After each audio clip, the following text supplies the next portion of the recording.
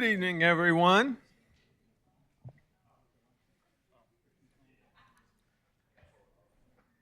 It is 5 o'clock, not our normal city council hour, but we appreciate all of you coming through on this evening.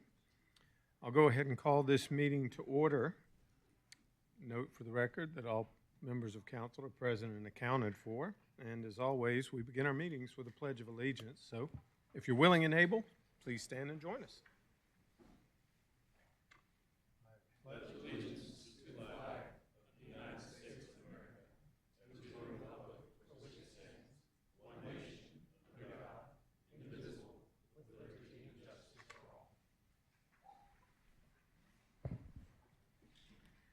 And before we begin the public hearing, I'd ask that our city attorney, Ms. Eswine, could you please inform the public of the public hearing procedures? Thank you. An individual requesting to be heard on a matter related to the purpose of the hearing must be recognized by the mayor before addressing the city council.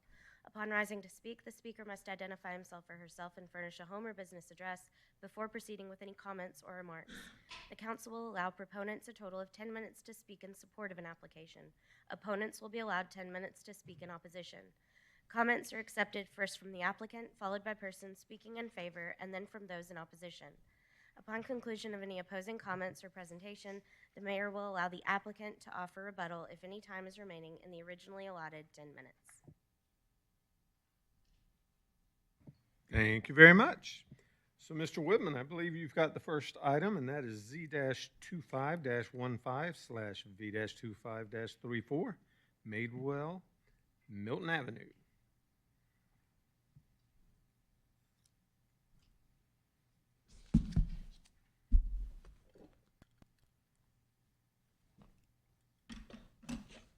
Thank you, Mayor and Council. The first item before you this evening is a request for rezoning and variance to allow for one single-family detached lot on 1.34 acres, and this is located in the downtown. The rezoning is requested from SU special use to R15 dwelling for sale residential. And there are two variances to reduce the front building setback and to reduce a stream buffer on a perennial stream. I have the location map on the overhead. This property is located at 0 Milton Avenue. This property is an undeveloped property that was formerly part of the Innovation Academy campus. It has a perennial stream that runs along the north edge of the property. That stream is a tributary of the Faux Killer Creek.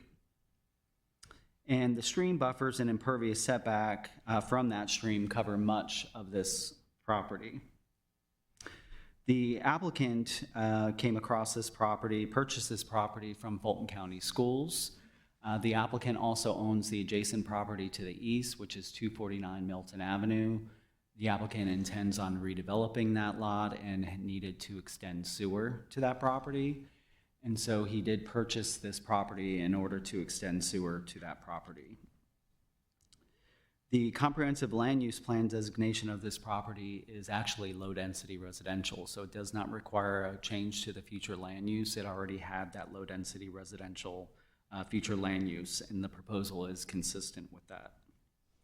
As I mentioned, there's two variances, one to the front building setback, and that should read from 35 feet to reduce the front setback from 35 feet to 24. It does say 65 in the staff report. The other homes that have been built along this section of Milton Avenue we've made the interpretation that Milton Avenue was a local street requiring a 35-foot front setback. And then the other variance is to reduce the perennial stream buffer on the property. That would be a 50% reduction from 150 feet to 75 feet to accommodate one single home on that lot. With stream buffer variances, we do require stream buffer mitigation. And so this is the applicant's mitigation plan. Basically, they're trying to mitigate the impacts of the reduced buffer. What they're proposing is to provide a mitigation, buffer mitigation area of 2 times the area that where they're encroaching into the buffer, which equates to 0.84 acres. They're showing that area here where you see any of the green area with the trees. This would be the buffer mitigation area. And in that area, they would plant buffer enhancement landscape material, recompense trees, and live stakes on the stream bank. City stormwater engineers reviewed the request and believe that the applicant has made efforts to minimize the impact to the stream buffer. They've reduced their request from 2 lots down to 1 lot. And she does believe that the encroachment on the buffer can be mitigated through a combination of additional runoff reduction, buffer enhancement plantings, or alternative mitigation efforts, which could include things like stream restoration or stream bank restoration. And that would be determined during the LDP land disturbance permit process, and you'll see condition 12 addresses that mitigation.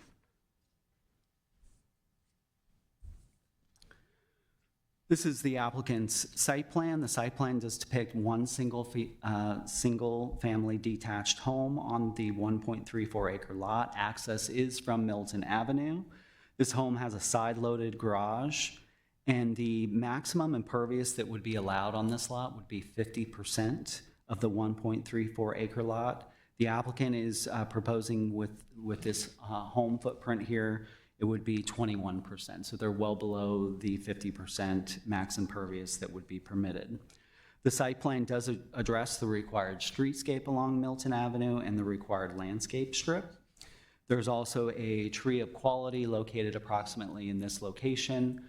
The property, we do require specimen trees and trees of quality in the front setback along certain streets in downtown, including Milton Avenue, to be saved, and the applicant is saving that tree. There are 6 specimen trees identified in the applicant's tree protection plan. Only one of those is being proposed to be removed, so they're saving 5 specimen trees on the site. In addition, they're saving 18 trees of quality and smaller tree groupings on the site. And then there are 2 underground stormwater systems on the north end of the new home, and as well as on the east side of the home.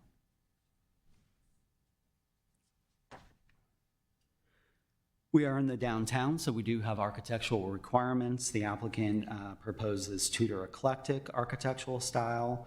And the home, this is the home that's proposed. There's a color version of this as well from a previous application. 2-story home with steeply pitched rooftops with a stone exterior. City's downtown consultant did review the request and believes that the design generally complies with the downtown design guidelines. He did feel that the rendering was a bit on the modern side and did provide 4 comments. And condition number 2 addresses the architecture and materials and would require compliance with those comments provided by the downtown consultant. And then, of course, looking at the review criteria for the rezoning and variance, we believe the proposal is consistent with the comprehensive land use plan designation. It's low-density residential and would be suitable as it relates to the use and development of adjacent and nearby properties, which are developed with single-family detached lots. In fact, the density at this location would be much less than surrounding properties. As it relates to the variance, we believe the property has exceptional and peculiar conditions related to the shape and topography.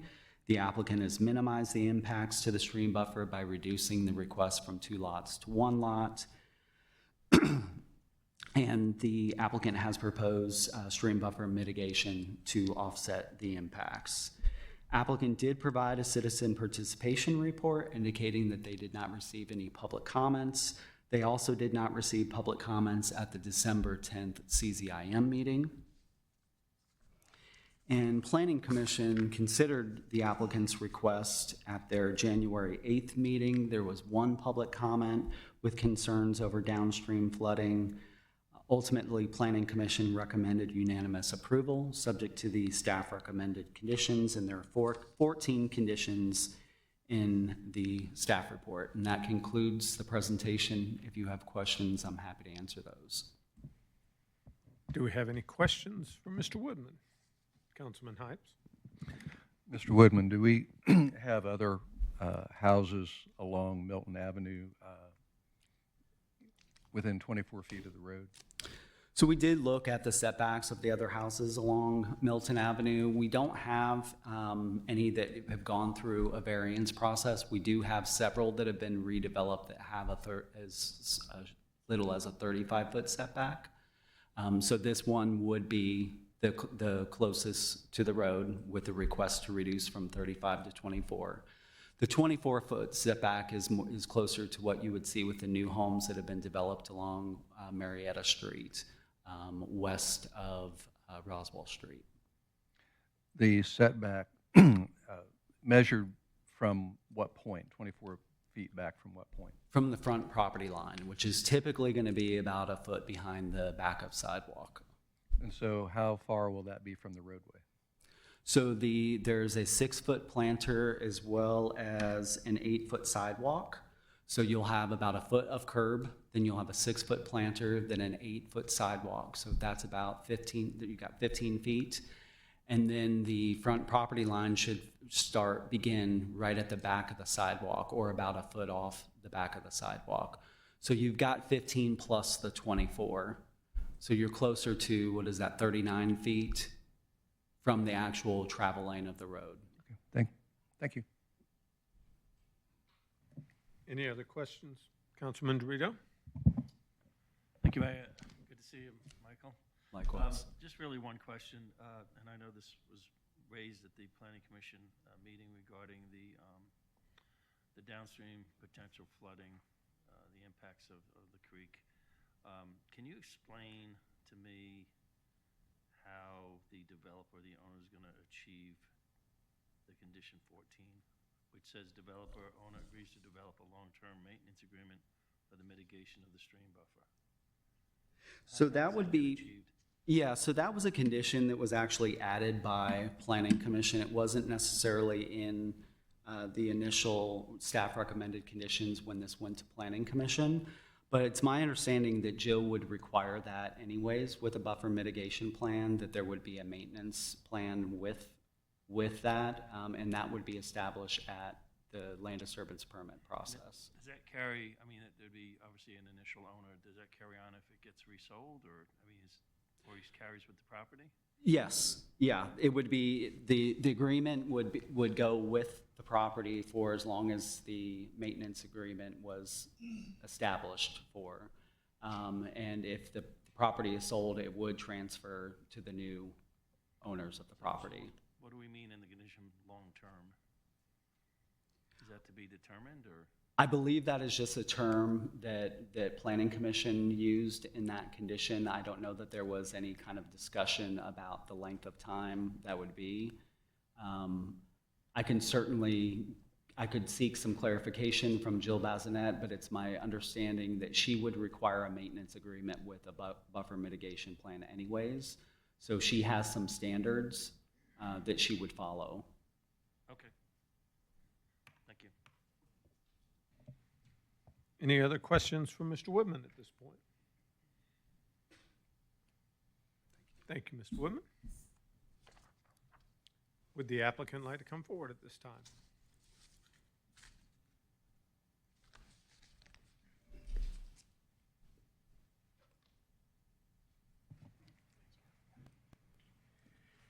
Hey there. Tori Young with Madewell, 18 Cummings Street. And before I get started, congratulations on the new city council members. And then Chris, thank you for putting in the efforts to reschedule after the weather. So thanks to all of you for being here on an unscheduled night. I appreciate it. Excited about the project. It's been a long time coming, a lot of hard work, just the process of untethering it from Milton High School. The property was a continuous connection to Milton High School, I believe, for over 100 years, somewhere along those lines. And so it was quite the feat to even do all of the legal description work and all of that. It's kind of an interesting process. But nonetheless, we're here. I feel like it's the best case scenario. It wasn't what we were asking for originally coming into the city and what we were trying to put forward. But as it stands, we're in agreement with kind of where everything is at this point. Homeowners can be very excited to be there, super close to the downtown, walkable. and we're excited to get going on the house. If you got any questions, happy to answer. Do we have any questions for the applicant? Hi there, nice to see you. You too. I saw you mentioned bees. Yep. And so I was wondering, have you spoken to the principal over there at Innovation or any of our local beekeepers? I have spoken with a couple of the folks that are in charge of everything that they're doing over there, not specifically with the principal. I did do that. I also spoke with a couple of folks from actual Fulton County to make sure that we could actually trespass. And so anyway, so the conversations have started, but not specifically to the principal. I'm glad to hear that. I hope that sticks because that's a great program over there. It is. Any other questions for the applicant? Thank you, sir. Awesome. Thank you. Ms. Shapiro, do we have any public comment cards on this item? We do not have any in favor or in opposition. However, if anyone would like to come forward and speak in favor, now's your chance to do so. Don't see anyone approaching, so if we have anyone that would like to speak in opposition of this item, now's your chance to do that as well. And once again, I don't see any public comment coming forward, so we'll close public comment. Do I have a motion from council? Yes, sir. Mr. Mayor, I'd make a motion this evening to approve Z-25-15/V-25-34 Madewell Milton Avenue as presented to us this evening. Second? Have a motion to approve. I believe that was Councilman Dorito with the second. Any discussion? All those in favor of the motion, please vote yes.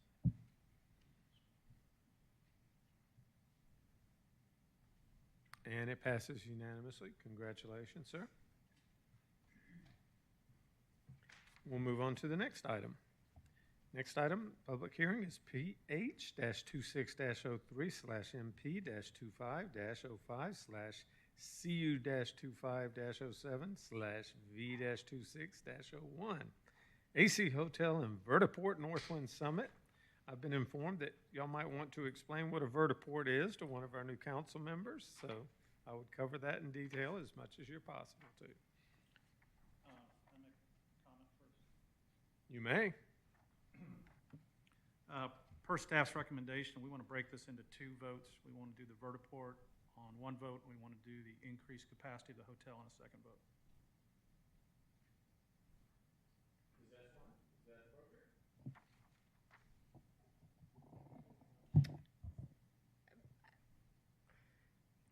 I'm going to read through the staff report a little bit more closely, but I think to hold the public hearing would give me enough time, and then I can weigh in at that point, if that's okay. Okay. What was that? Go ahead and have staff present it and hold the public hearing, and then Fair enough. get I to just wanted to motion make and sure vote. I had clear direction. I'll weigh in.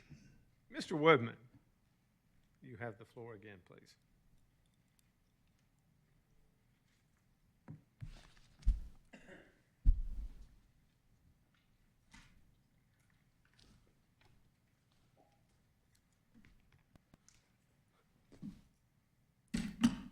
Thank you, Mayor and Council. The next request before you is a request for master plan amendment, change of condition, conditional use, and variance to allow a vertiport, as well as a 7-story, 165-room AC hotel in the Northwind Summit mixed-use development. The vertiport and the hotel are proposed on parcels at the entrance to the development off Haynes Bridge Road and along Summit Place, as you can see on the location map here. Northwind's master plan, the master plan amendment is requested to add a vertiport to the Northwind's master plan, and a conditional use is requested to allow vertiport for the applicant's proposal, which I'll show you. Then there's a change of condition and variance related to the increase in height of the AC of the hotel building from 6 to 7 stories and increasing the number of rooms from 140 rooms to 165 rooms. And the variance pertains to the North Point overlay building regulations, and the variance would be to allow ephes instead of stucco as a primary or as a permitted exterior material on the hotel building. And I do have the location map here. We have 1,000 and 2,000 Summit Place. The hotel is proposed on the smaller parcel with the vertiport proposed on the larger parcel.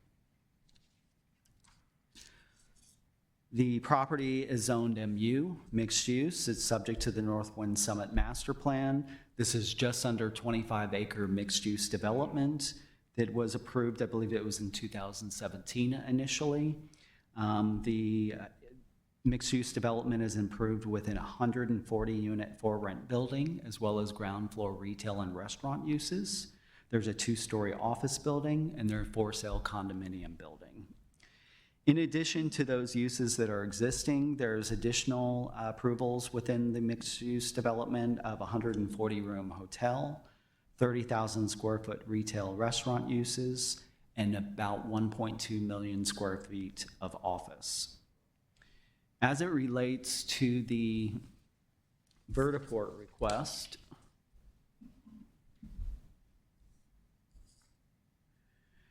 so vertiport, we recently added a definition into our code. We define vertiport as well as advanced air mobility.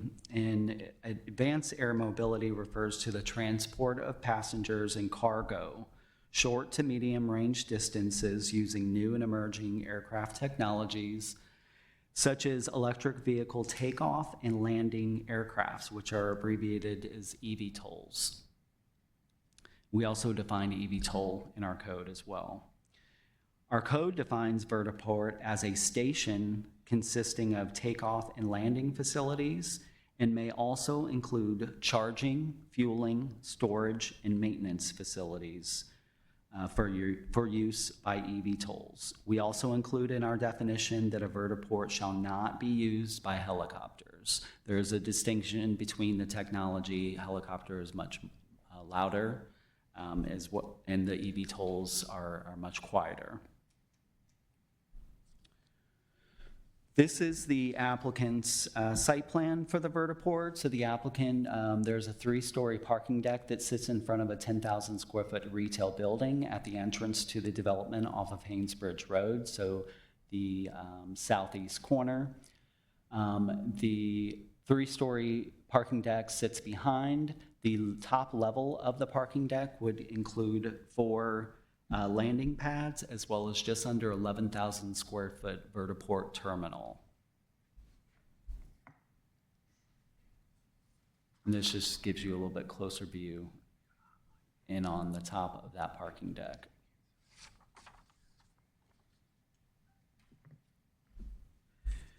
The other part of this request deals with the hotel, and that's a change of condition to increase the height of the hotel from 6 to 7 stories, as well as increase the number of rooms from 140 to 165 rooms.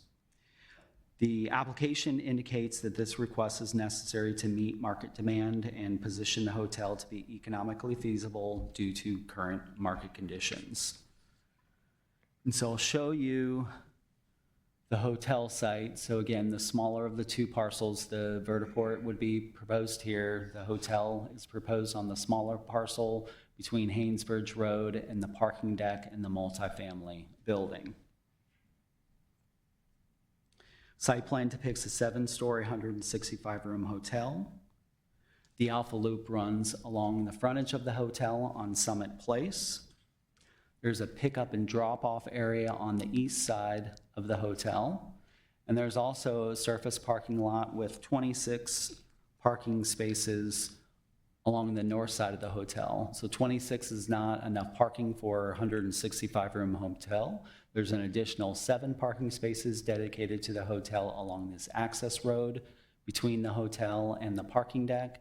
And there are another 123 parking spaces in the parking deck that are allocated to the hotel. This parking deck is a 369 space parking deck. And that parking, the parking in this parking deck provides parking for the hotel as well as for the multifamily. None of these uses share parking. They just happen to have parking in the same structure. So the parking that is provided for the multifamily, the ground floor retail restaurant, as well as the hotel, the parking that's provided on the site exceeds our minimum parking requirements.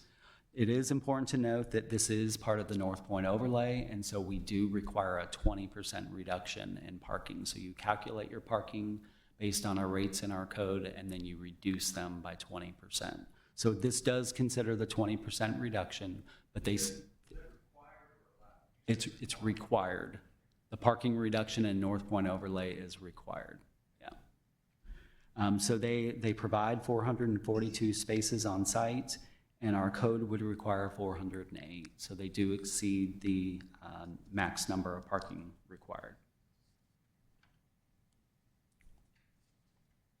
Just going back to the hotel site plan, just a zoomed in version. So the hotel is oriented here with the surface parking lot on the north end, that pickup drop-off area. This is covered area underneath the building here. And then access to that parking is through this, across this access road.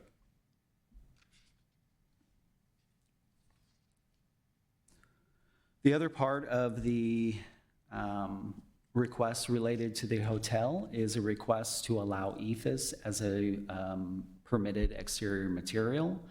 So in the North Point overlay, we have certain exterior materials that are permitted. Those are permitted based on if they are facing a street or a civic space. So in the North Point area, if the portion of the building is not facing the street or facing a civic space, they could use EIFS. The variance request really is for the use of EIFS on the portion of the building that would face Haynesbridge Road. So the portion that they have EIFS on the other end of the building faces interior to the site and does not face a civic space or a public street. And I'll show you some of the images that they provided. So this is the north side of the building with that parking lot on the north side of the building. This is the east side of the building, so interior looking towards Haynesbridge. Haynesbridge would sit out here. Then this is that pickup drop-off area. So the EIFS is actually proposed on this long strip here. So the applicant provided you elevations showing they designed it in compliance with our code. So they show this as stucco, which is permitted, and then they show this as EIFS, is what they're asking for in the variance. So you have EIFS on the building where it faces Haynesbridge, just on this section here. And then on the back section that faces interior to the site, this section is where they're showing EIFS. They show you the four sides of the building in a flat elevation. This would be the south elevation, so the long side of the building, EIFS is not being proposed. It's on the narrow sides of the building where the EIFS would be proposed, just here. This is showing stucco up here, so this is code compliant, and this is showing EIFS in this location per their variance request. Same thing on the west elevation, stucco and EIFS.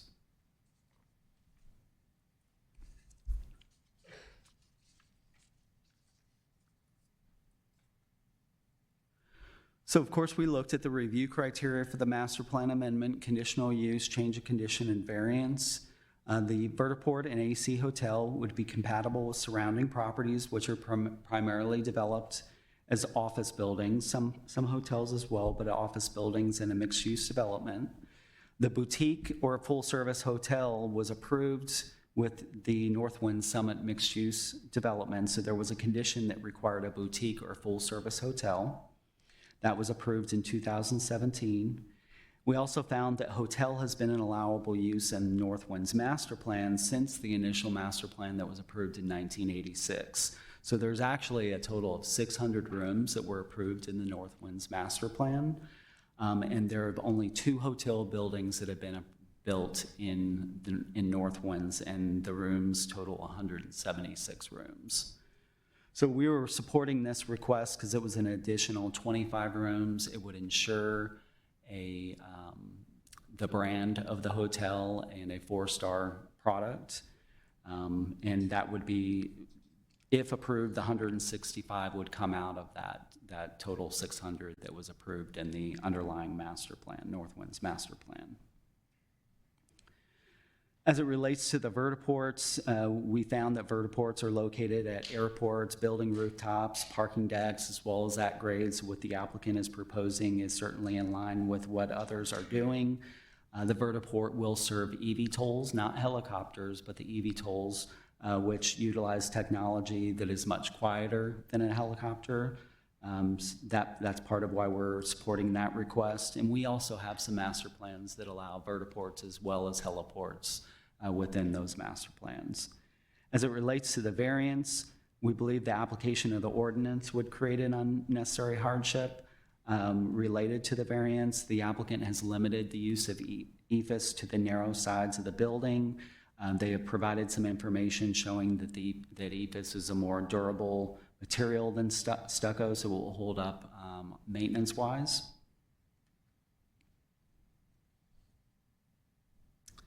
And then the applicant did provide a citizen participation report indicating that they received no comments on the request. The vertiport request was shown at CZIM on April 9th, and the hotel request was shown at CZIM on December 10th. And there were no public comments at either of the two CZIM meetings.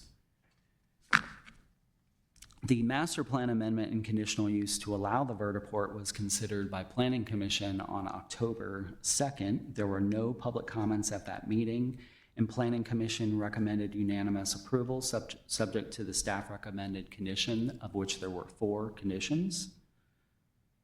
And then after the Planning Commission meeting, the applicant, the property owner added the request for the change of condition and variance related to the AC Hotel. And that request was incorporated into the master plan amendment and conditional use request for the vertiport due to the waiting period issue. So the council, there's a requirement in the UDC that there be a waiting period for any council decisions on zoning decisions on the same property of 12 months. So that's why we incorporated them as one request instead of having them separated. And that concludes the presentation. If you have questions, I'm happy to answer those. Thank you, Mr. Woodman. Do we have any questions? Councilman Brady? Yeah, Mr. Woodman, I'm not sure if I missed this or not, but I know we're going up to 7 stories, but is there a height in feet? Is that 100 feet, 110, 120? What's the height of the hotel? Of the hotel? Yeah. I don't know what it is in feet, but the applicant is here. I don't recall what it is offhand, but the applicant is here, and I'll look for that answer too, just in case. Thank you. Councilmember Reeves? The change in the height, the number of stories, and the change in the variance for the uses, did that go through Planning Commission?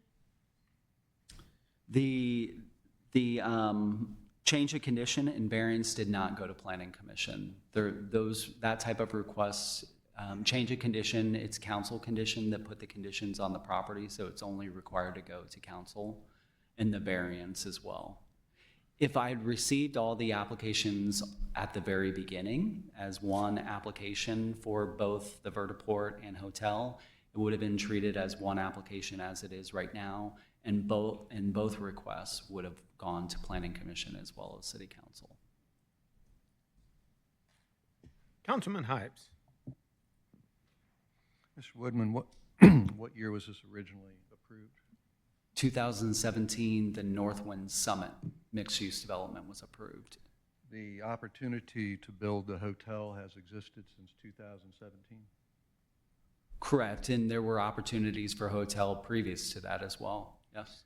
If I read the staff report correctly, the zoning proposal is supported by the increase in hotel rooms and building heights relates to the economic viability of the project given current market conditions. That's what the applicant stated in the application. And is current market conditions when something was approved in 2017, does that support a zoning change? I don't know that it does. Okay. Yeah. Any other questions for Mr. Woodman? Thank you, sir.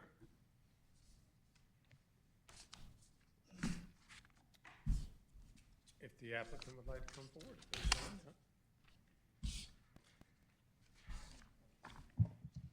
I'm sorry? You may ask a question. I apologize. I thought we were separating the hotel and the Veriport. I just had a question. I know in the application, and probably easy to understand with the Veriport, they had Veristop in there, I guess, kind of. But it is in the application. I just want to make sure this is a Veriport. It will not be a Veristop. So Veristop then becomes a helipad. Is that kind of the Georgia regulations? Is that right? Yeah, so the Georgia regulations have some definitions that we don't have. We do. I have heard the term vertistop, and I did look at that and actually found this exhibit because it does address vertiport versus vertistop.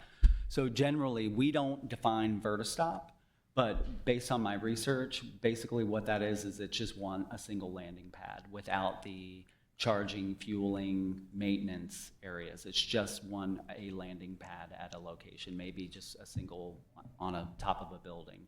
The vertiport is actually where you will have a terminal for cargo or people utilizing these vehicles. There would be charging, fueling, maintenance, storage type facilities, as well as the actual landing pads. Okay, great. I saw the Georgia regulation. I just want to make sure we're clear on that. So thank you. And I want to apologize because I had no idea there was such a thing as a vertistop. So I thought you had mispronounced it, and I was wrong. So I wanted to let you all know that our attorney has advised us that because the application was advertised as being both, we cannot separate them here. So we'll be voting on the application as it was applied as advertised to the public. Council can make changes, or there are things we may be able to do, but we cannot at this time just diverge the two. We cannot, as a council, Correct. separate them. Correct. As separate items, because they weren't advertised as separate items. See what I'm saying? Even though we're voting on both of them tonight. Well, it's one. Well, I understand. It's one I mean, just including say, both. Like, as long as they were voted on tonight, wouldn't that accomplish what we're talking about, since it was advertised? As long as they're actually both accomplished voting on both of them tonight. I think that if you're making a motion, you'd be making a motion to approve everything, or I make a motion to approve A but not make a motion. I make a motion to approve A but deny B, all in the same motion. I think that is what is intended to, be how to address Kathy's concern about the prohibition of the 12 months within the code. So you could. So are the applicants clear on all of that? As clear as mud? So that is how we will proceed at this point. So if the applicant would like to come forward, now's your opportunity to do so.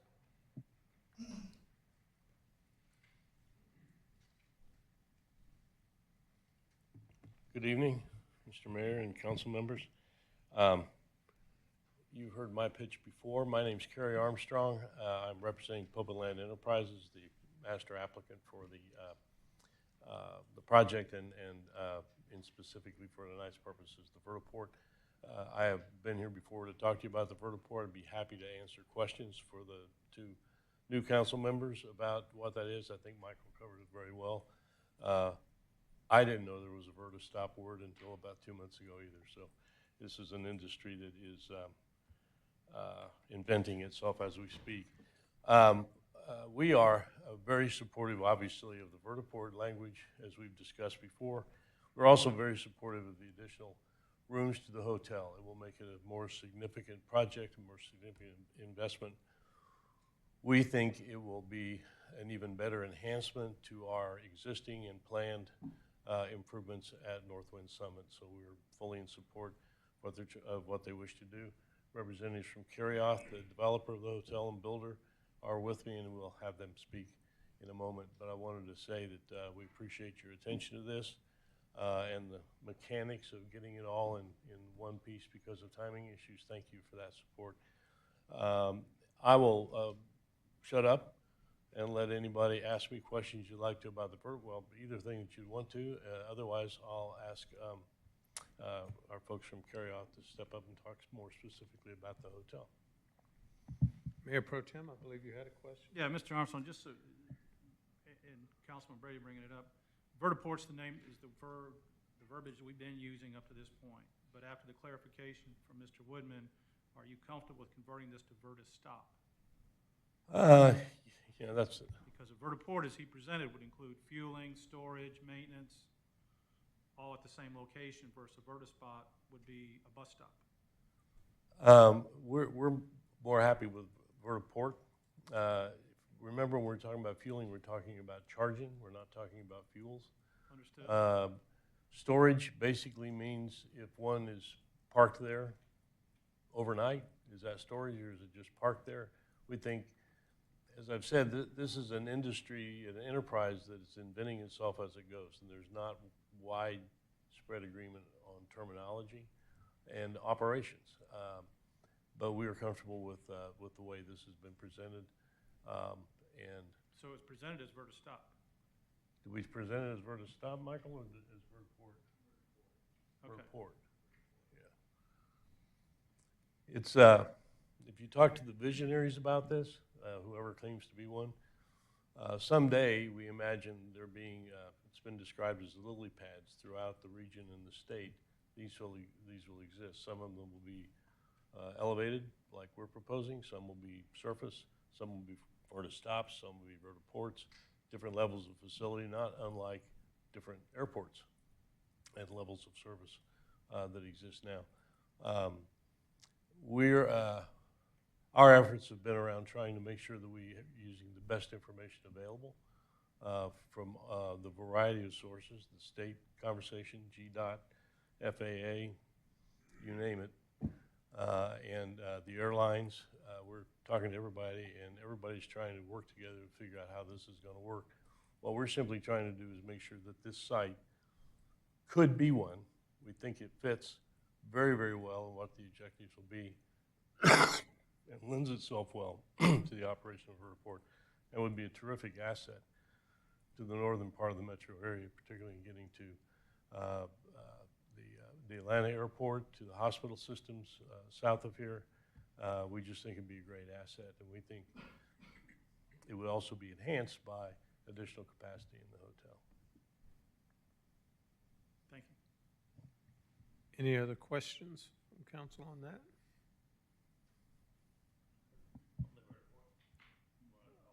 On the discussion with the vertiport.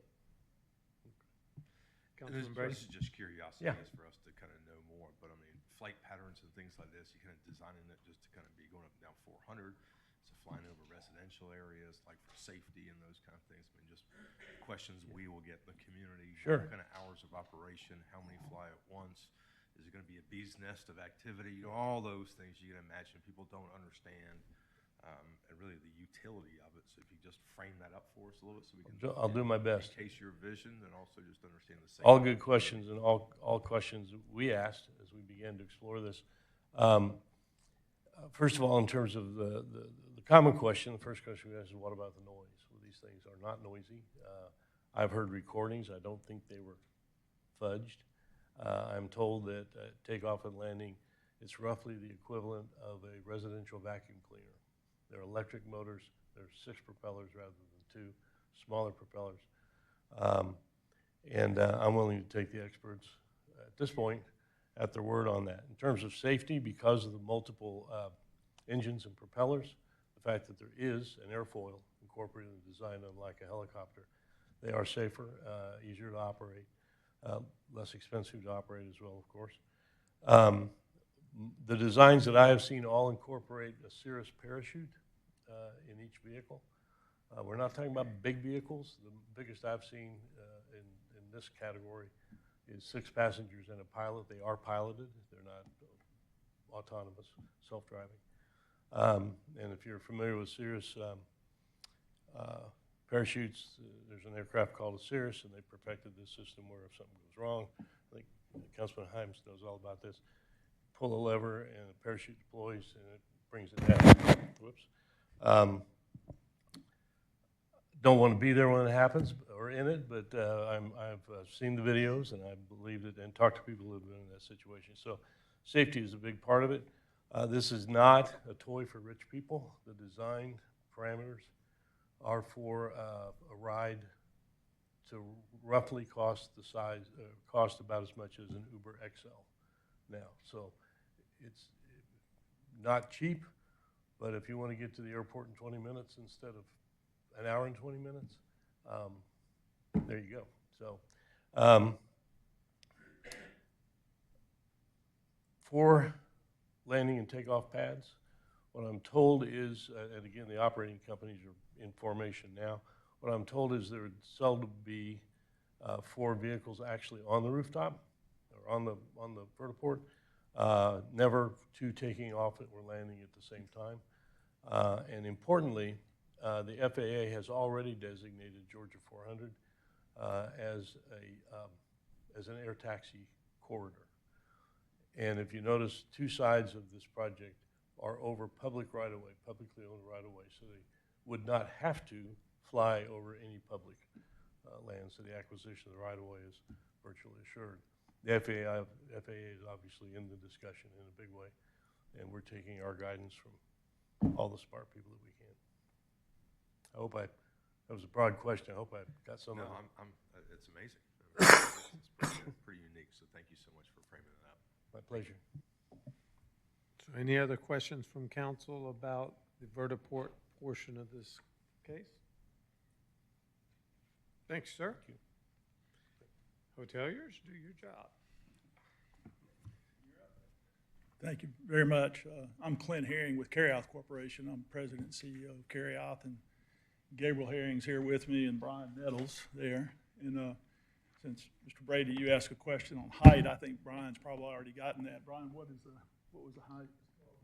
88 to 97. 97 feet. Interestingly, just because this sidebar, I want to get that question out of the way. It's actually split level because the building's on that slope going down Summit Boulevard. So it's really not a full 7 stories. Part of the building is on that slope, but that is the highest elevation that the building is. Thanks very much for rescheduling this. Everybody went through a storm. We're in Jackson, Mississippi, headquartered there, and we got a lot of ice and power outages. I don't know how things turned out for Atlanta, but thank you very much for rescheduling. The building we actually received an LDP on the project, I don't know, about maybe 12 to 18 months ago. And the building is desirous of being a boutique hotel. And the net of the project is that when we got through everything and finalized what we were doing on the project, we wanted to be sure that we were maintaining a high level of service and did the things that were necessary to maintain the high level of service. So the extra 25 rooms that we're adding really brings about economics that allow us to deliver the boutique hotel 4-star quality that we want to develop with the hotel. What Carrie was bringing up about the vertiport, that's a bonus to all of us in terms of the extra rooms that would be there. Clearly, if that goes on, it would long-term benefit the hotel from an occupancy perspective. It's not necessary for the success of the hotel. The occupancy and the economics of the hotel and the need for the rooms are there. And so with that, what I thought I would do, you've already seen, which was a great staff report. If you want to see anything more, Gabriel's going to go through a slide so you can see what we did on the hotel. Essentially, all we did was take what was already approved by LDP and the DRB and added a floor to it. That's effectively what happened, so that we could take the economics of the additional room and provide the services that we want. So with that, I'll let Gabriel go through a few slides here and then answer any other questions. The EFIS topic, I've been in the development business now for 48 years, and we're builder, developer, owner, operators. And one thing we've learned in the market two things have happened that are significant with coatings and skins on buildings.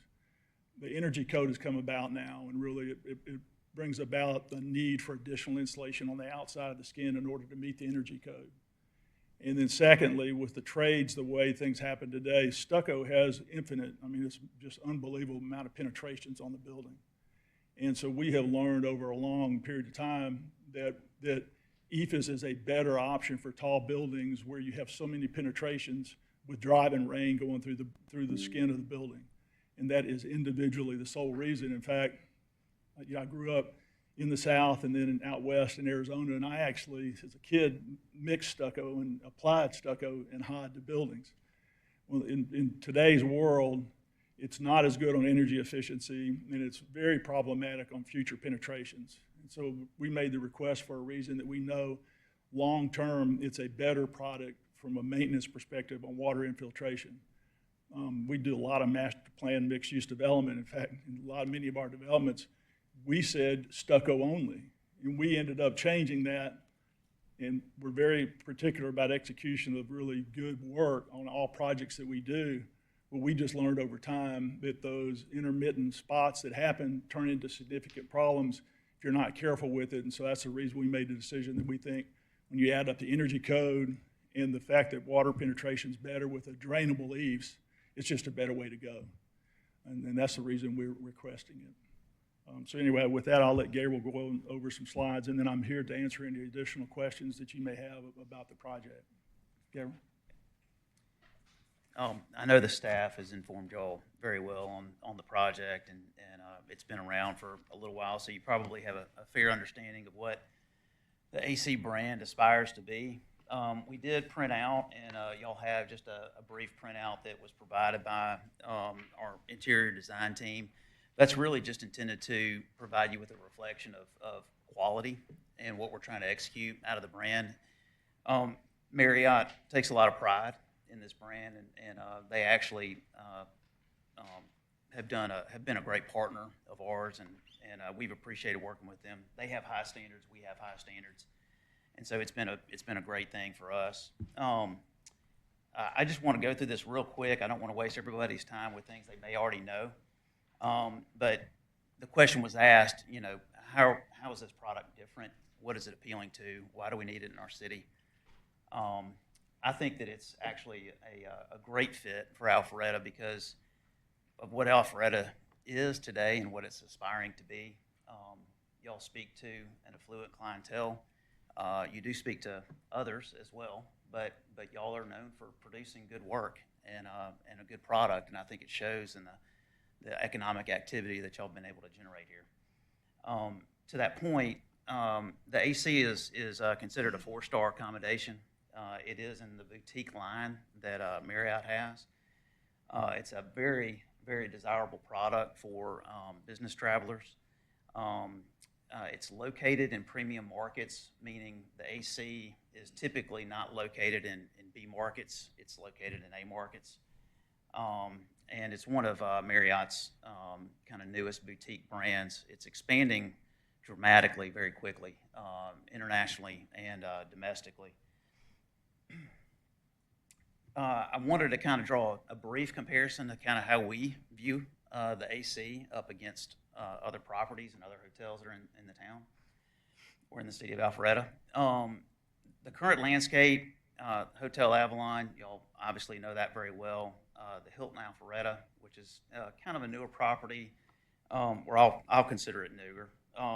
That's located. It's quality-wise. Why I listed that here is the interior finishes, the quality, the kind of customer base that you might expect to be at that Hilton is similar. Obviously, different demand there. Okay, that property is. I mean, we went by there today actually. You know, they're having conferences there and that kind of thing. So it's a slightly different user than we would have. The Hamilton is a pure boutique hotel. Our customers would probably be similar, probably to some folks that would stay at the Hamilton. We think that our location in North Winds is more ideal for the business traveler coming in wanting to do business in Alpharetta, maybe not wanting to get tied into what's going on in downtown a little bit, possibly, okay? But still seeking a high-end experience, and that's what we're trying to offer with AC, and that's what most ACs, that's what they're going after. A little bit on the Northwind side of things. Again, you know, we didn't just land there. We thought it was ideally located for the customer that tends to be at the AC. Just our experience with that product. The visibility of it there, we think it's going to be an awesome showcase piece right when you pull in off of Georgia 400. You're going to basically see it right when you pull in. The other thing to note, and certainly there's some sensitivity to this. I'm and- sorry, if you could pause for 1 second. I'm sorry. Mayor, the 10 minutes of the initial time for the public hearing has lapsed. So this time it would be up to the council as to whether or not to extend the time for the public hearing. So I'd ask for a motion and a vote on a specific amount of time that you'd like to extend for both sides. Do we have a motion to extend the time? Make a motion to extend the time. But, I'm sorry, by how long? Is 5 minutes enough? I've got 2 slides. We're almost done. 5 minutes max. Try to be short. Motion and is for sweet. 5 minutes. Sorry, I got a little All verbal. right, so we have a motion by Councilman Heights, second by Mayor Pro Tem. Any discussion? Do we need to give public comment on that? No, Okay, sir. I don't see anyone running forward anyway, so we'll close public comment. All those in favor of the motion to extend for 5 minutes, please vote yes. And it passes unanimously. Please proceed. Thank you. That's why we pay attorneys. You know, just to finish up this slide, you know, we recognize there's you know, several extended stay and select service hotels that are in the market. Some of those are aging. There are some newer ones. Again, I'd like to just point out that the AC is hitting a 4-star category. Okay, that's probably the biggest differentiating factor, is that's what we're after, and that's what it does. Hotel comparison, I kind of already went through this a little bit. Most of this is just facts for you to understand and see, but again, you know, highlighting there's some imagery here that's found in this printout that I gave you, but just trying to draw a comparison on quality and what we're trying to execute out of that product. Clint alluded to this just a minute ago a little bit. Some of the things that we do differently with the AC, we increase the kitchen size and what we can produce out of it, so it can produce a more diverse menu. And so that's one thing that kind of that we do to up the ante a little bit on this particular property. Again, this is just summary. We think it's ideally located for the business traveler seeking convenient, high-end amenities and a boutique aesthetic. We also feel strongly about what it does for Northwind Summit. It kind of anchors that corner. We feel like that's a great thing for not just our property, not just Northwinds, but for the city of Alpharetta as a whole. And anyway, it's, you know, these things become gathering places, and we think it's going to be that for the Northwinds development too. That's just what we've witnessed and seen in some of our other properties. So with that, I am finished with that presentation. Do we have any questions for the applicants? Councilman Heights.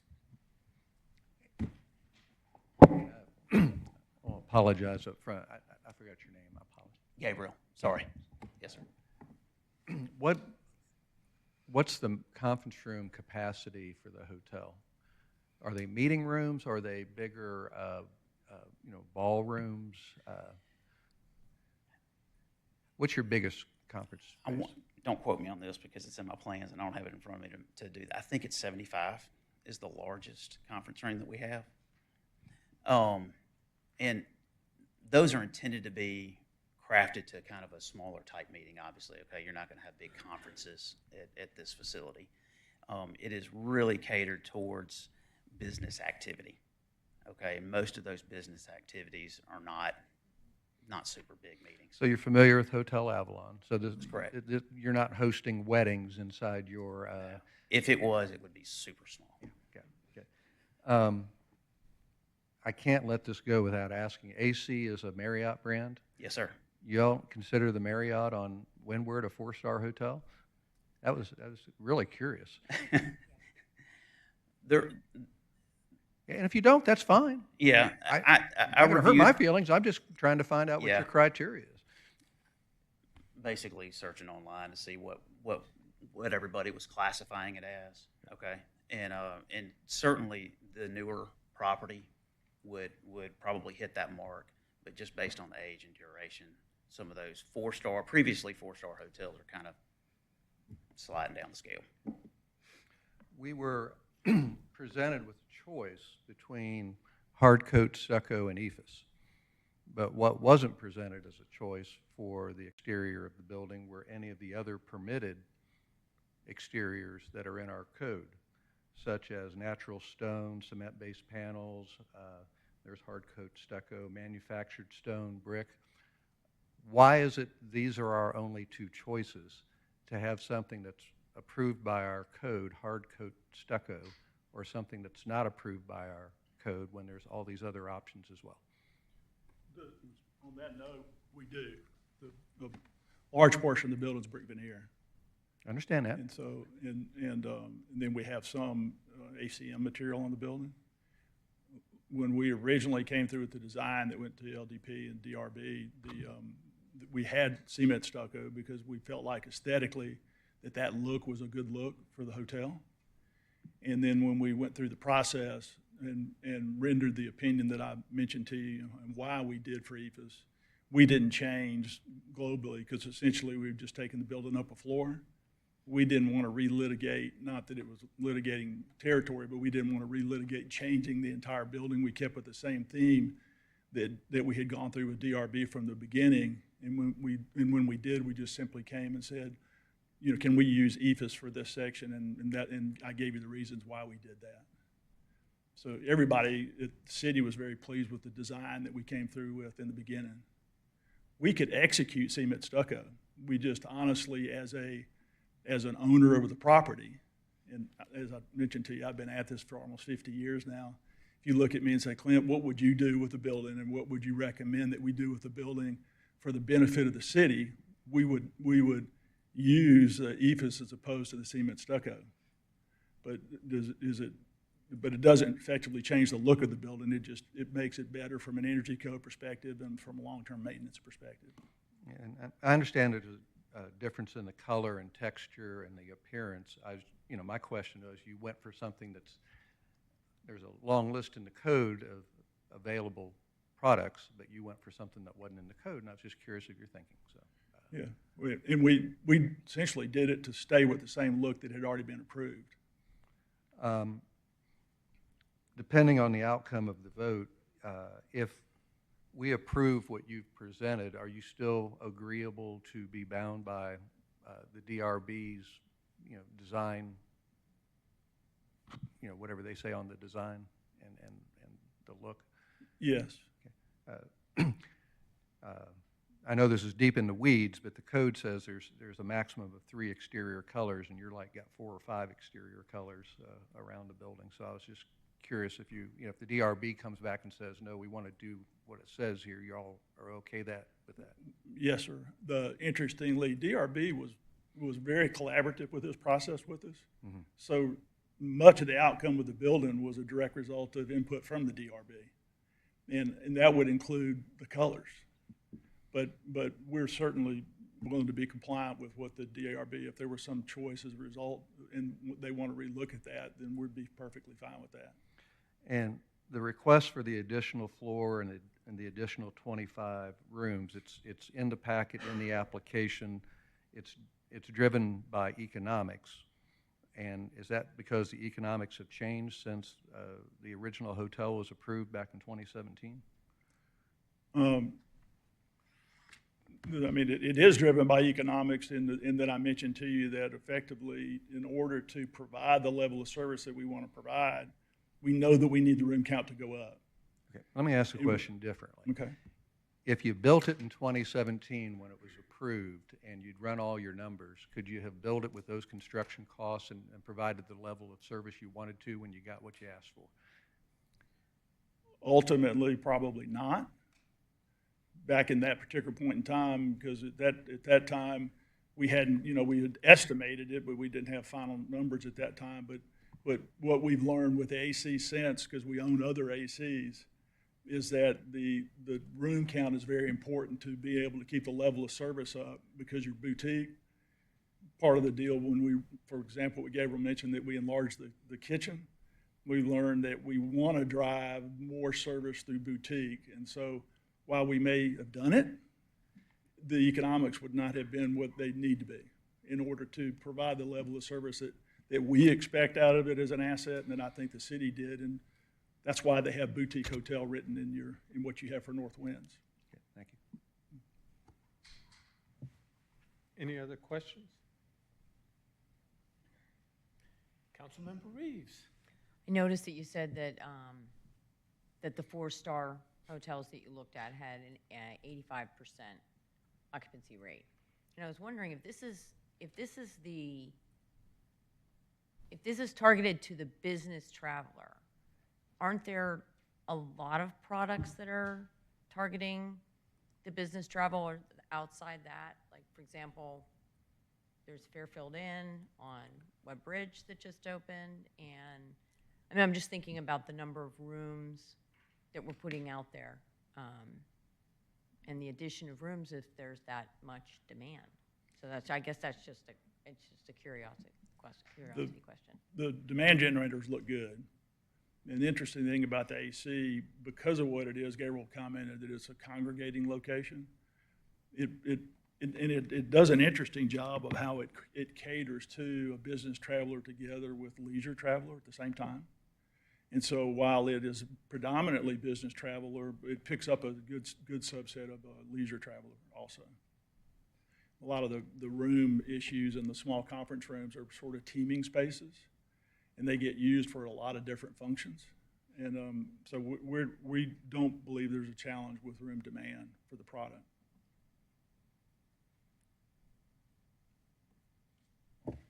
Any other questions for the applicant? Thank you, gentlemen. Thank you. Appreciate it very much. So all our time is expired, right? So we don't have any public comment opportunities at this point? There's about 3 minutes left in favor if anyone else wanted to speak. So we have 3 minutes available if anyone wants to talk in favor for 3 minutes. I don't see anyone coming forward, so we'll close public comment. Do I have a motion from council? Yes, sir, Mr. Mr. Mayor. I'd offer a Hold motion. on. Ms. Eswine is, I'm sorry, due process Interject. requires us to ask if there's anyone in opposition. if there's anyone in opposition, please come forward now. Still don't see anyone coming, so we will close public comment. Thank you. We'll entertain your motion now. Thank you, Mr. Mayor. I'll offer a motion this evening to present approval of PH-26-03/MP/25/05/CV-25-07/V-2601 AC Hotel and Vertiport Northwind Summit as presented this evening. Second. We have a motion by Mayor Pro Tem, a second by Councilman Brady.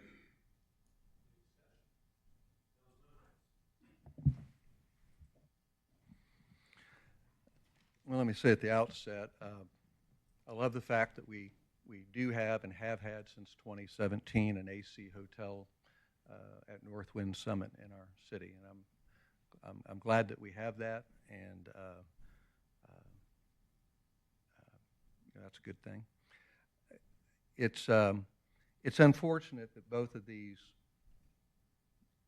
items have to be voted on at the same time, and depending upon the outcome of this particular motion, I would be willing to make a motion to support the Vertiport and deny the hotel request.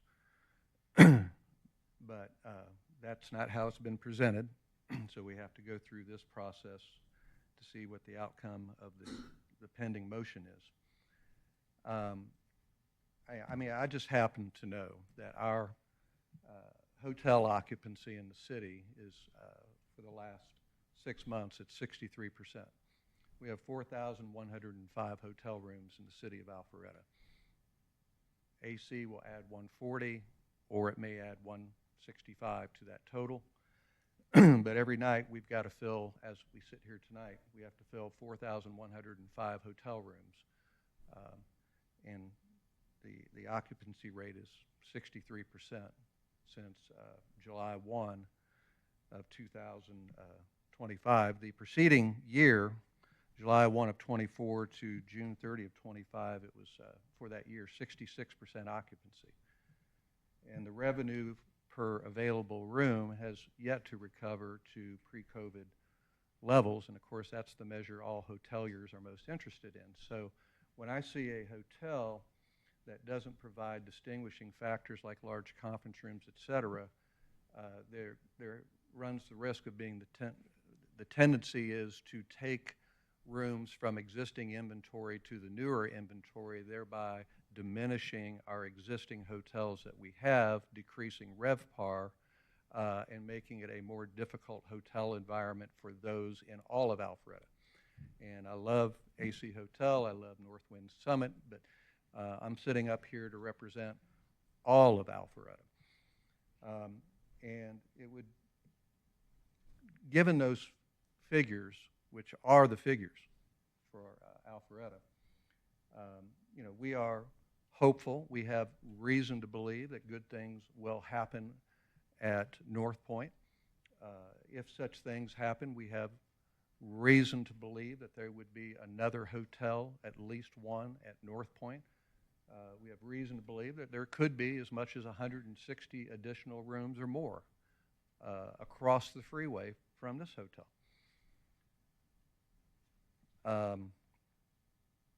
You know, the request is for 25 additional rooms, and over the course of 1 year, that's 9,125 reservations, additional reservations for the AC Hotel. That would diminish surrounding hotels. Now, what I'm troubled by, and I want to get out, is this was approved in 2017.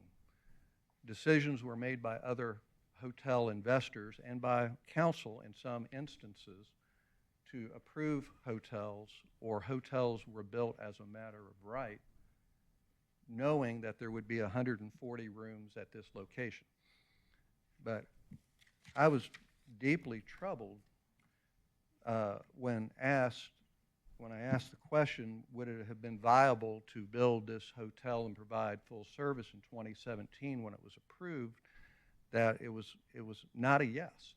It's as though you asked for 140 rooms, knowing that it wouldn't provide the service that you wanted, and I don't understand that. I mean, the only thing I can draw from that is, you know, we'll get 140 rooms, sit on it for a few years, and come back and ask for more, because maybe we wouldn't have gotten 165 on day one. And if the true answer is construction costs are much greater now, which is how the staff report is written, and the justification for some of the changes is the current, the increase in hotel rooms relates to economic viability of the project given current market conditions. I don't see that as my exercising appropriate discretion for granting changes that are being requested, because if that's the case, let's just do away with the rule, and if we're going to grant every applicant's request based on economic hardship, when the project wouldn't have worked on day one in 2017, we'll just grant everybody their request. There'll be no rules. So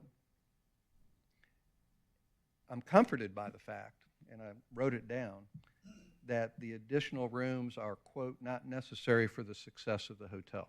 So I'm comforted by the fact that the hotel will, in fact, be successful, by your own statement, if we don't grant the additional 25 rooms.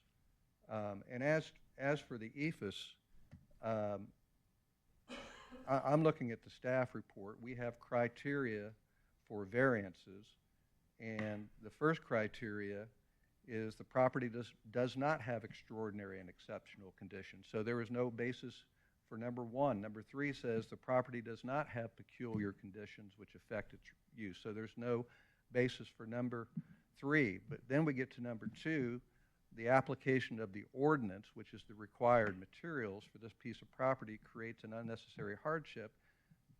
What it says is, we think EFS is a better product, and therefore we want to use a product that's not approved because we found something we think is better. Well, I'm not sure that, again, comports with the criteria for a variance, with all due respect to staff who used that particular one as a basis for the variance. I disagree. So we're going to have an up and down vote. I like the vertiport, but if I was to grant this request for additional rooms on a hotel, every single hotel should just come back to us and say, we want more rooms, because they can duplicate every one of these things right here. Thank you. Any other comment? Mayor Pro Tem? I appreciate your remarks, Councilman Hipes. I'm looking at this in a different way. I'm looking at a project that was approved in 2017 when I first got here. The hotel was not an AC hotel in 2017. As a matter of fact, I think it was called a TBD hotel. And we love the idea of a hotel. I think the number that was picked was in line with a boutique hotel. We thought that was pretty good.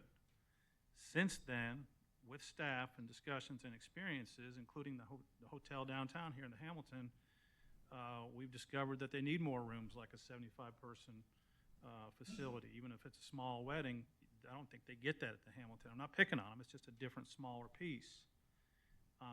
Having been in the insurance business for a long time, understanding construction and a lot of contractor clients, Eve's had problems early on. It was a question whether it was the installation problem, and we saw this on the insurance side. Was it a product problem or installation problem? And they've had a ton of time to figure it all out.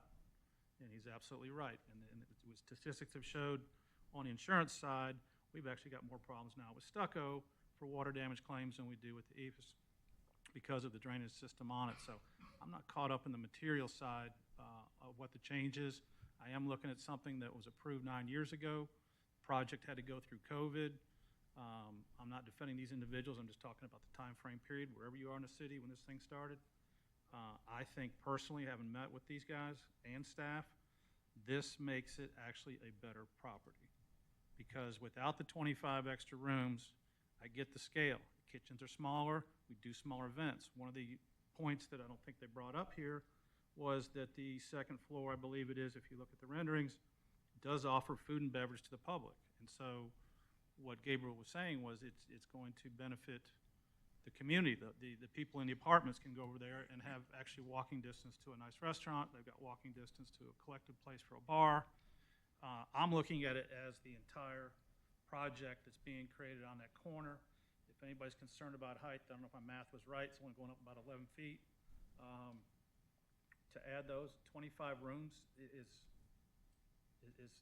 just, it's not a number that I see to push back on somebody who's trying to bring us a great product. So I'm very much in support of this, and I think without a doubt that the time frame that lapsed, although the bank might not say the same thing, I think it makes it a better product. So that's why I made the motion to approve this, and I support it very much. Any other discussion? Councilman Brady?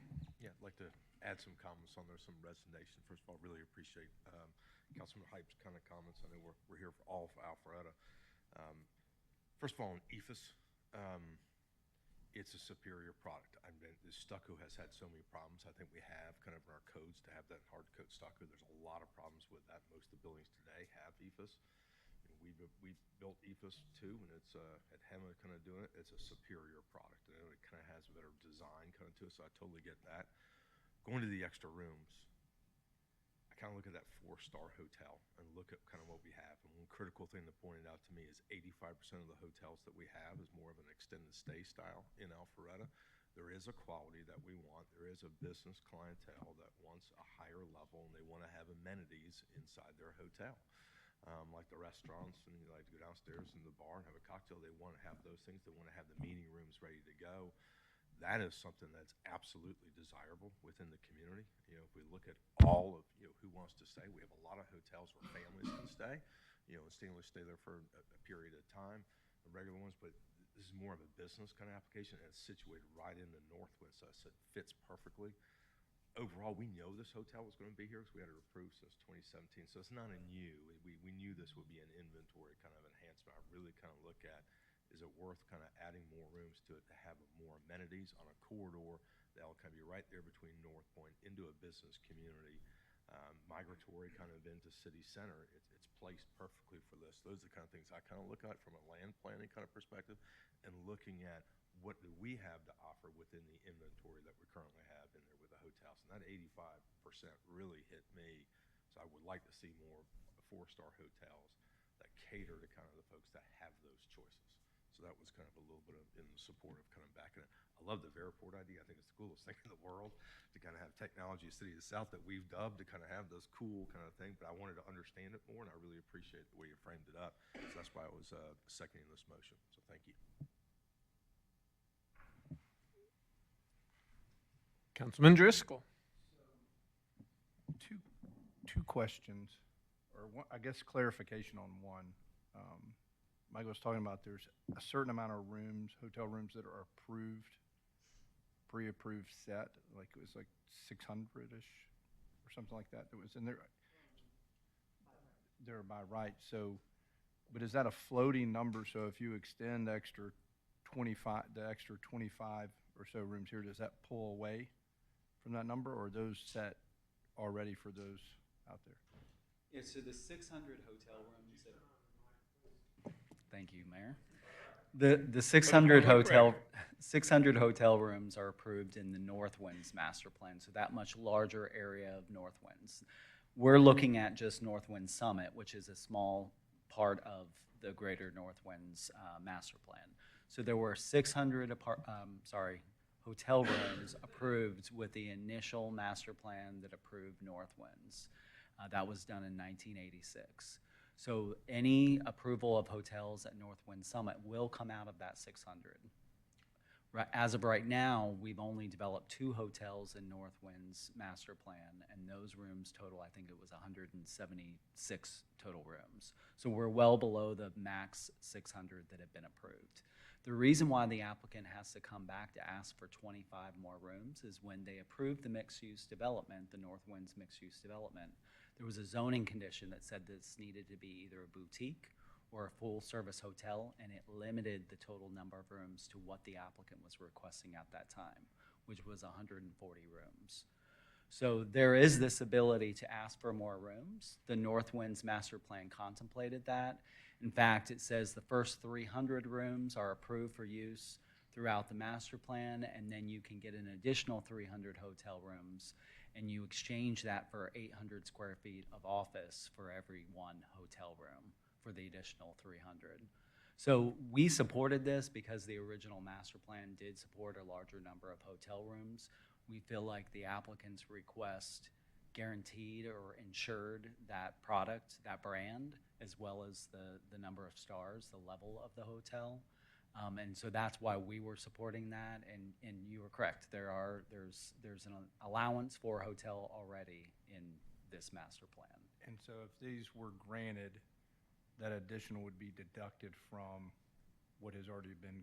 Whether it's 140 or 165, those will be reduced from the total 600 that were approved for this master plan. Thank you. Yes. Thank you for that. And the second part of that, the Vertiport is extremely interesting and cool. But there's a couple of things that were said. I'm on the opposite side for my year. I'm excited about the hotel and a little frightened. Not like the Vertiport itself doesn't frighten me, but when you have words like cargo were mentioned and repair facilities, I automatically start thinking of like down around the Atlanta airport, the cargo area, because when we have something that's so cool and so new and very innovative, what does it look like we're all basically, we're talking to experts, and experts think and experts say. And I'm sitting here, if we were to vote to approve this, what exactly am I voting to approve? A concept that can change every time we talk to an expert? What limitations of control do we have on it? So, and that may very well be there, but does that make, I mean, it's. You know, I think what you're voting on in this vote tonight is that use at that location. But there would be a time in the future when an actual structure or something comes back that ends up working through our whole LDP process. So this adds that use as an acceptable use if it's voted up. And I guess that would be the question of what, if we approve the use, what then limitations, how do you control a use that has we've never approved one? I don't believe, correct? I mean, we're trying to write the, yeah.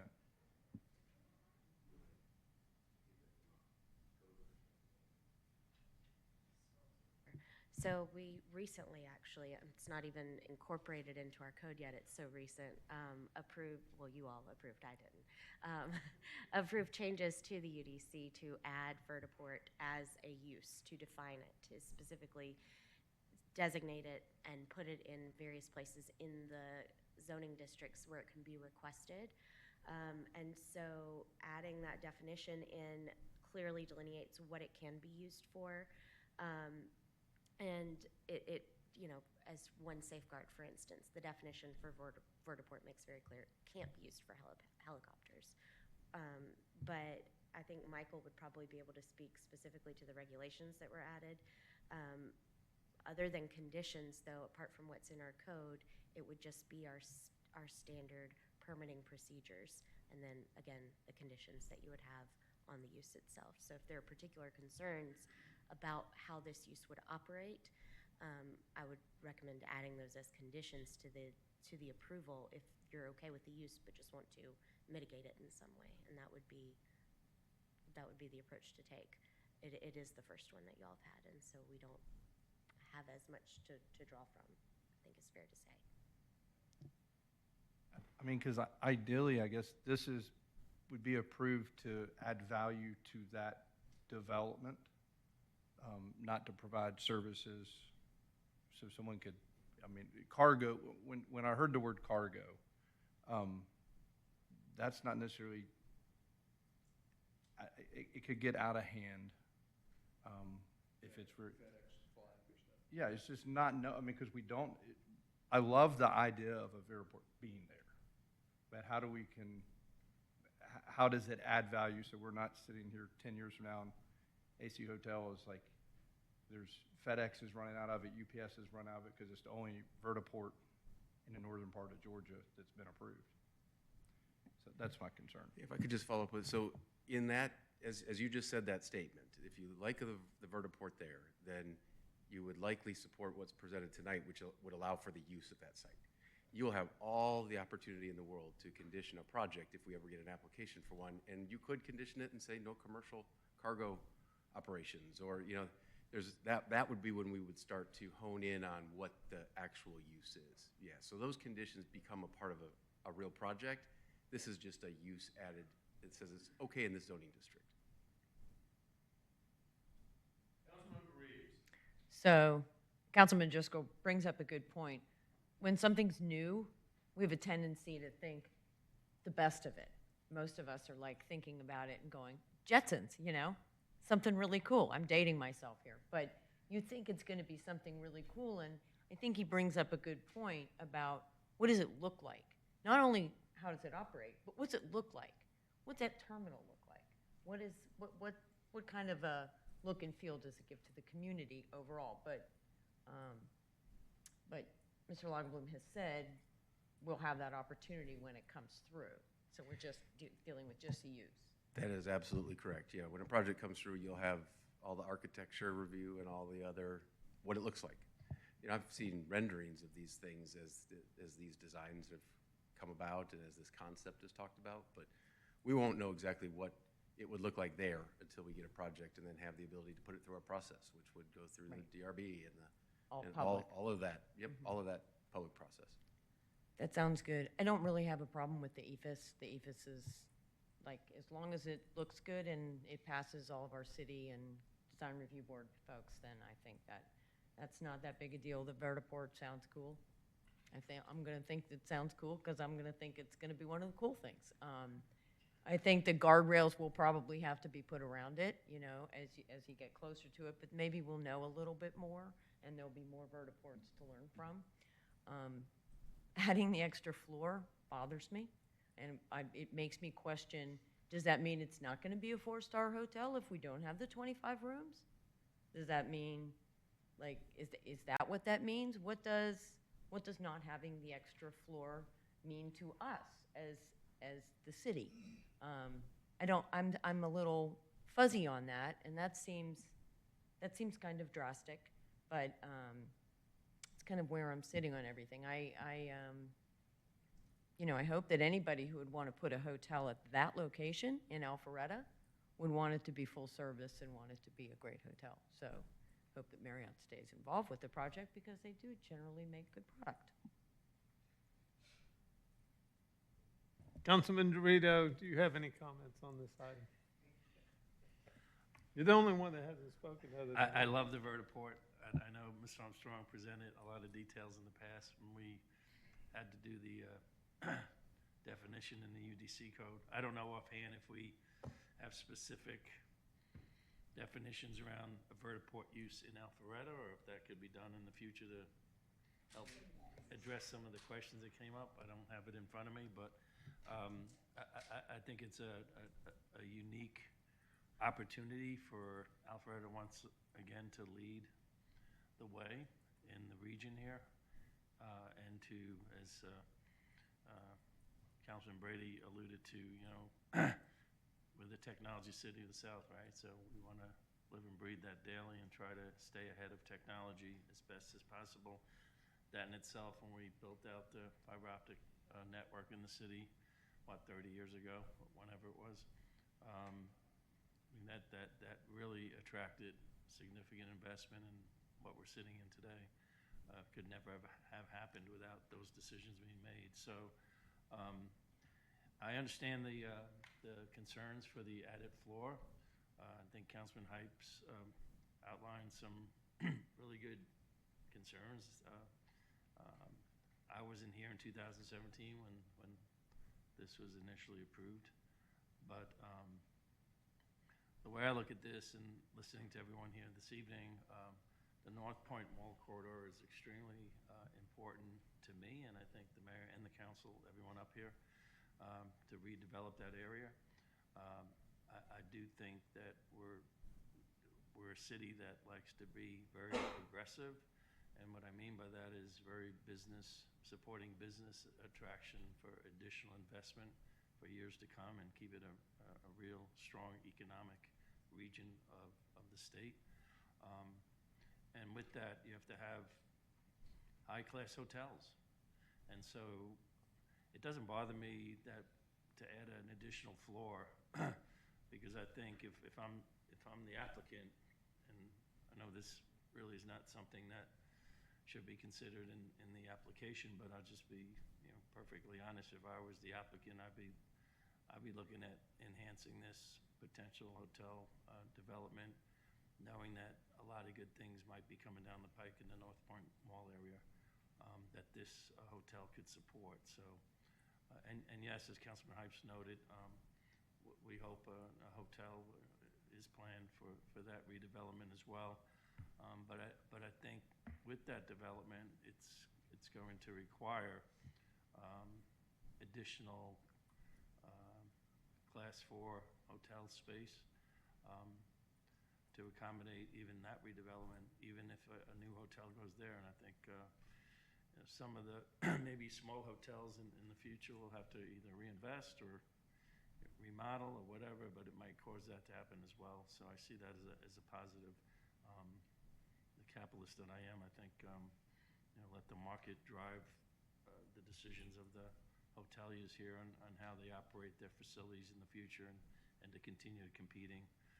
And I think a city that's going to continue to grow and require these types of amenities to be provided if we're to, you know, be the type of city that we are today and want to continue to be. So I basically support both.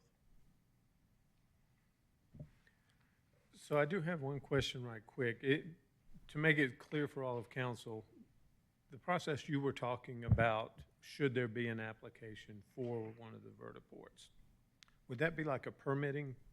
Do we need to create a permitting ordinance or something that would allow us to have that discussion?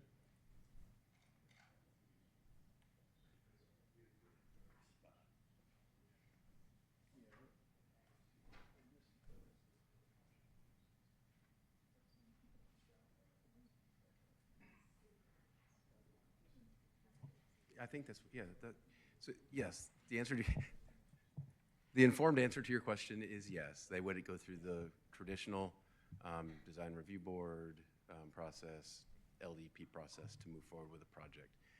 This creates the conditioned use on that particular property, so Right. it would not But be a what I'm saying is, development by right. would there be a specific permitting process for a vertiport? Oh, so we don't have anything specific for vertiport today. Well, I know we don't now, but I don't expect them to come build one right now. I'm thinking if council chose to create a permitting process, is that something we would have the ability to maintain or control? So you can always add additional regulations to the UDC, right? Think about all the different uses that you've expanded over time to add different criteria, different standards, things along those lines. The question is whether, if you choose to make further revisions to the UDC with respect to vertiports now, whether they would then be applicable to this particular project. And that would be basically a vested rights analysis that I would have to look into with Ms. Cook on a very fact-intensive basis. That's fine. when That's the why I time wanted to came. clarify it, because I think there were some questions among our council members of how that would work. Assuming it was a land use-based regulation, but yeah. Okay. I think that answers my question enough, so I won't belabor that point anymore. I will say that there's no one on this dais that has voted against more hotels in the city of Alpharetta than I have. And I believe Mr. Armstrong probably remembers that I voted against the AC Hotel that they're proposing today. I voted against the North Whidden Summit project because of the intrusion of the tree buffer between 400 and the extension of that road. So, oh well, things have changed, haven't they? I do support the project. I think it's a shame, and I appreciate the thought put into the conversation we've had here, because one of my biggest regrets has been that previous councils approved hotels by right throughout that Preston Ridge area, that market and that development. And when they did that, it removed any ability for us to not approve some of those hotels that exist now, and the potential for more. And so it's good that we're being thoughtful about it, but when you come right down to it, if we're going to have hotels that they already have by right, I want them to be the nicest hotels they can possibly be. And hopefully that will, if it doesn't run out some of the lower end hotels that are problematic at times, then maybe it'll drive other owners to buy those properties and do a better job for our community. So I do support it. I think the vertiport thing is a significant improvement from some of the other options in transportation. We'll have to figure it out, but I won't be the first one in there. I'll let Fergal do that. That being said, all those in favor of the motion to approve, please vote yes.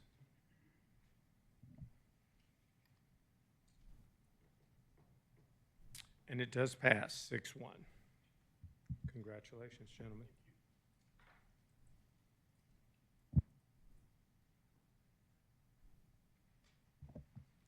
So that wraps up the public hearing portion of tonight's meeting.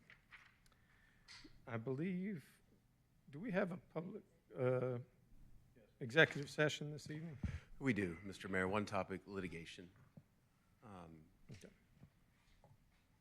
And for the benefit of the public, there may be council action after the executive session. Okay.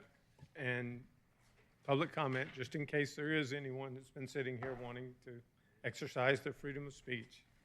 I don't see anyone coming forward to exercise their freedom of speech. So we'll close public comment. I think you do have one. Sorry. Oh, I'm sorry. I thought you were with them. No. My apologies. I'll be fast. My name is Ryan Hinson. I live at 2748 Ashley Lane. I'm an incoming Rotarian and currently attending the public safety Citizens Academy class. I just wanted to say thank you all and congratulations to the new members, and very excited about the Alpha Loop and North Point redevelopment plan, and I really appreciate what you guys are doing to make this a great city to live in. And that'll be it. That's awesome. Thank you, Well, thank you guys. for coming. Hope to see you Yeah. around. Thank you. I'll see you at Citizen Academy, yeah. All right. Do we have any reports? Councilman Drea? And I apologize, but do you mind to turn your mic on? Thank you, sir. Put it on. On the vertiport definition, we probably need to think about enhancing the definition of it. And I know, I heard about vertispot for the first time tonight. So we may want to include some sort of definition on that in the code. I know this is fairly new to us all, and even the applicant, Mr. Armstrong, has kind of implied that they're kind of working through all how this is all going to work and everything. So we need to be kind of probably constantly updating the definition just to, put some guardrails around it here in Alpharetta where we can, once we understand how this whole thing's going to operate. So, and I also want to take this opportunity to thank Chris, the leader, all our department heads, all the rank and file who have done an absolute stupendous job during the recent storm. I know they had to sleep here overnight, they long shifts, overtime. Thank God it wasn't as bad of an event as it could have been, but I know they were a little busy at times as well. But I want to thank all the employees and Chris. I know you kept us really informed and briefed, and I was just very proud to see the city operating. A lot of our residents don't see this, what goes on behind the scenes, but everybody did an outstanding job and should be applauded for that. Thank you so much. Councilman Hypes. Thank you, Mayor. The Spotlight Stage, which has been a collaboration between the city and North Point Mall. It's on the second level of the mall, close to Sears and Penny's entrance, right around from the food court. It's really been a great success, and it was the brainchild and formulated by Director Rogers. And there was much consternation in this city when Matilda's ceased to be on South Main Street, when the owner of the property sold the property and Matilda's had to relocate, and I sat out there in the cheap seats, as I like to call them, and watched people get mad at the city because we couldn't control the landowner about selling their property. Well, good things come full circle, and we now have Matilda's at the Spotlight, and they are returning to the city of Alpharetta, and they will have their first performance this Saturday the 31st, and if you follow along on social media or the Parks and Rec page, you'll find other opportunities to see Matilda's back in Alpharetta at the Spotlight. It's a great performance venue. Arcadia Theater has done well out there, and I know some other nonprofits as well have utilized the space, and so it's really been a great success, so kudos. Any other reports? Can I call for a motion to adjourn into executive session? So moved, Mr. Mayor. I have a motion by Mayor Pro Tem, second by Councilman Brady. Any discussion? All those in favor of adjourning into executive session, please vote yes. And it's unanimous. We'll be back in a little while. You can, okay, so we're ready to go. Do we have a motion to reconvene? Like, second. Have a motion by Mayor Pro Tem, second by Councilman Brady. Any discussion? All those in favor of the motion to reconvene, please vote yes. And it passes unanimously, so we have reconvened.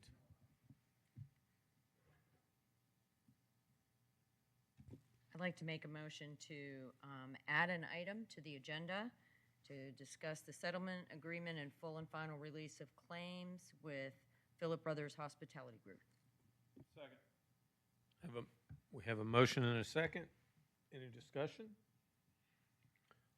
All those in favor of the motion, please vote yes. And that also passes unanimously. Yes, so since you have added this, as indicated in the motion, this is a settlement agreement and full and final release of claims between the city and Phillips Brothers Hospitality Group Corp. Doing business as Mercantile Social. This relates to the pending federal lawsuit that was filed and the settlement of that claim related to the denial of their alcohol license with all of the terms set forth in this document. And so with that, I would just ask the council to consider it and vote accordingly. Thank you. So I'll call for a motion. I would call for a motion to approve the settlement as presented by Ms. Eswine with the release of claims. Second. I have a motion by Mayor Pro Tem, second by Councilmember Reeves. Any discussion?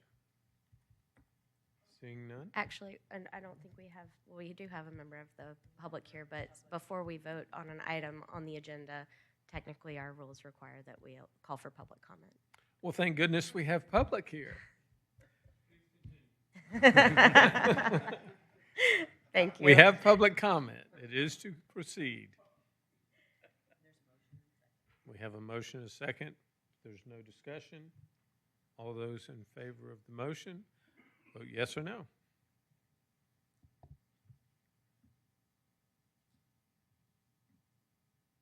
And it does pass, 6-1. Motion to adjourn.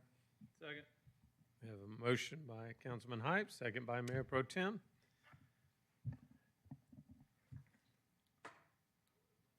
We've got to have two more votes. One more vote. He's enjoying it so much. And it does pass unanimously.